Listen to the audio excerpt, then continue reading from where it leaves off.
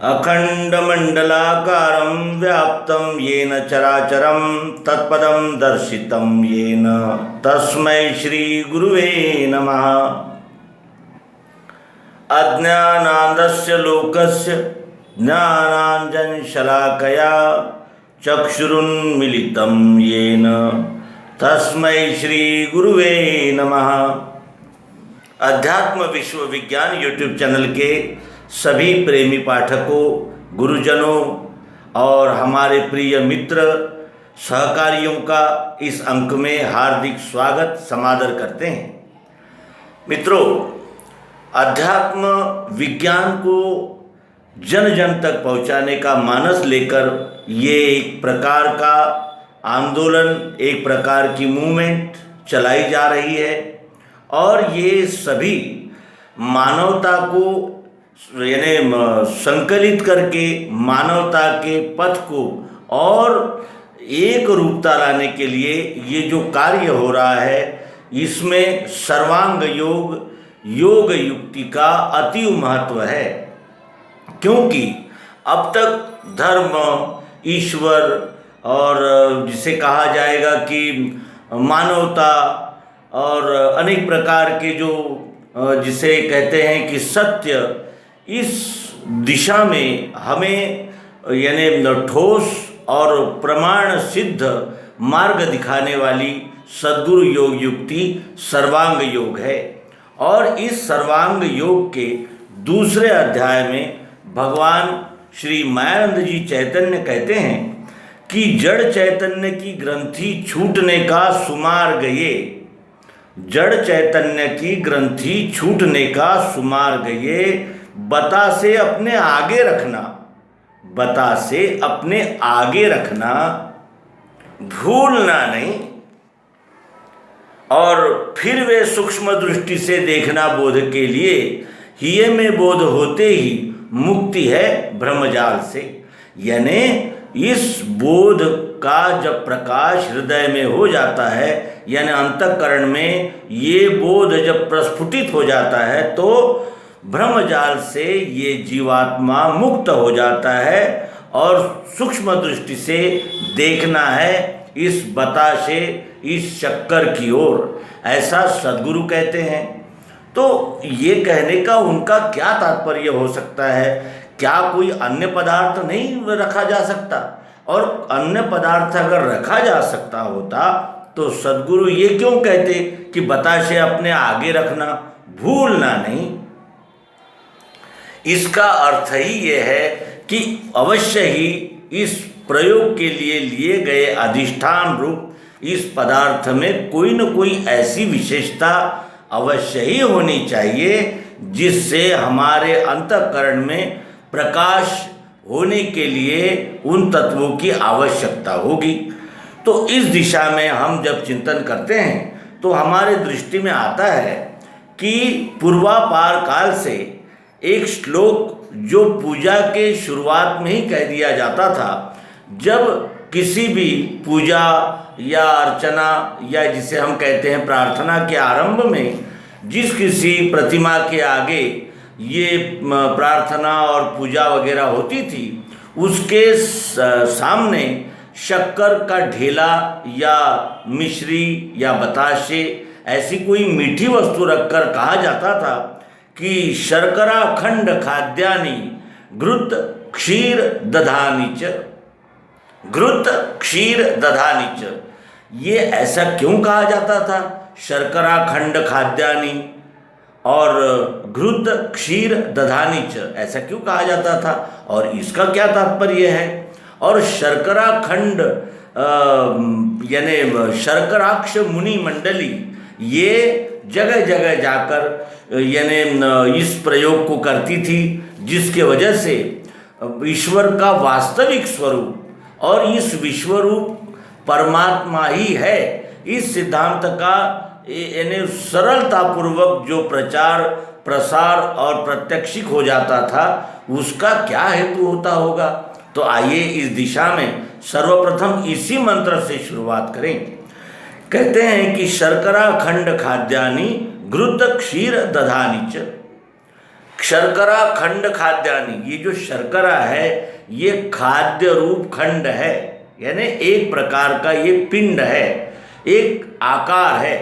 यानी जैसे ही संपूर्ण सृष्टि में जितनी भी शक्कर होगी उस शक्कर में और इस पिंड में कोई भी अंतर नहीं है। जैसी वो शक्कर है वैसी ये भी शक्कर है। अब ये शक्कर वो शक्कर भी नहीं कहा जा सकता, क्योंकि इस ढेले में जो गुणधर्म है वही गुणधर्म संपूर्ण शक्कर में हमें उपलब्ध मिलते हैं। तो शर्करा खंड खाद्यानि, ये खाद्य है शर्करा का एक खंड। अब इसको 3 अनुपान में अगर हमने सेवन किया तो हमें 3 गुणों का प्रत्यक्ष अनुभव हो सकता है। घृत क्षीर दधानि च, अगर हमने इसको पीस करके घी के साथ खाया तो हमें सत्वगुण का पता चला, क्योंकि सर्वांग योग भी कहता है कि घी के साथ मिला देखो वस्तु में गुण सत्व है। और फिर क्षीर, क्षीर का अर्थ होता है दूध।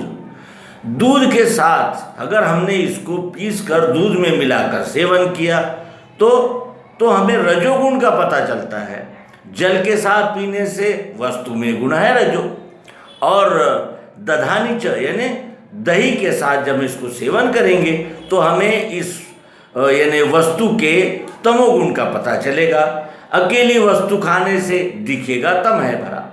इसका अर्थ यही है कि शर्करा खंड खाद्यानि घृत क्षीर दधानी च, इस मंत्र का आशय ये था कि एक शर्करा खंड सामने रखो और प्रयोग से जब इसका विस्तार से सूक्ष्म बुद्धि से जानो तो इसमें व्याप्त 3 गुण हमारे सामने प्रत्यक्ष उजागर होते हैं। और उसको 3 अनुपान में यानी सेवन करते ही ये तीनों गुण, सत्वगुण रजोगुण तमोगुण, ये इस वस्तु के उजागर होते हैं, प्रत्यक्ष होते हैं।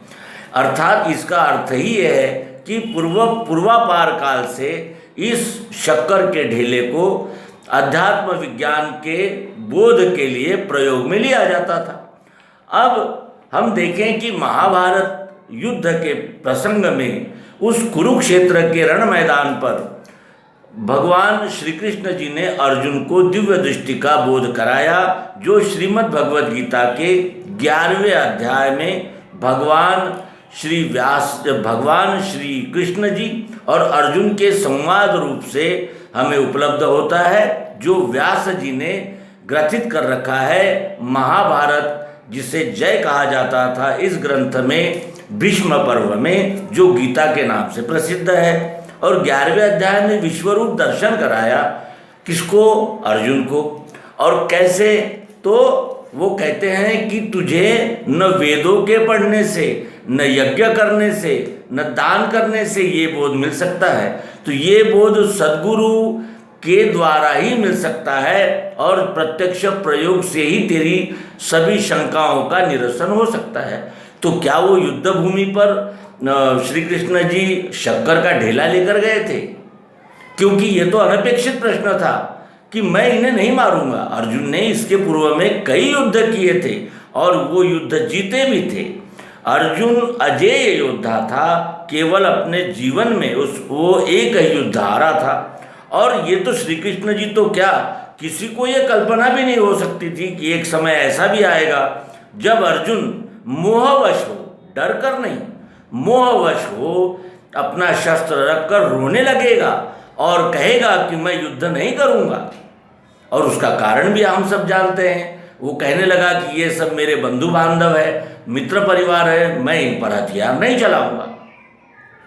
और उसका ये कुल और जाति का जो अभिमान था, ये कुल धर्म और जाति अभिमान पर, जाति धर्म पर जो उसकी श्रद्धा थी, इस श्रद्धा को समूल उखाड़ने के लिए भगवान श्री कृष्ण जी ने वहाँ दिव्य चक्षु, दिव्य दृष्टि योग अर्जुन को दिया।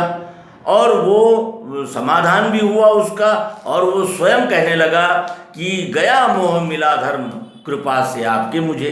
तो क्या युद्ध भूमि पर श्री कृष्ण जी शर्करा का खंड लेकर गए थे? नहीं, उन्होंने स्वयं अपने पिंड रूप शरीर को ही प्रयोग के लिए वहाँ उपस्थित किया और अपने शरीर से ही अपने शरीर पर प्रायोगिक पद्धति से और क्रमशः उसे इस विश्वरूप परमात्मा और इस पिंड का मिलान करके उसकी शंकाओं का समाधान किया था। अब यहाँ वेदों में भी अनेक प्रकार के मंत्र है, वेदों ने भी अनेक प्रकार के वर्णनों के साथ इस विश्वरूप परमात्मा की ओर ही इंगित किया।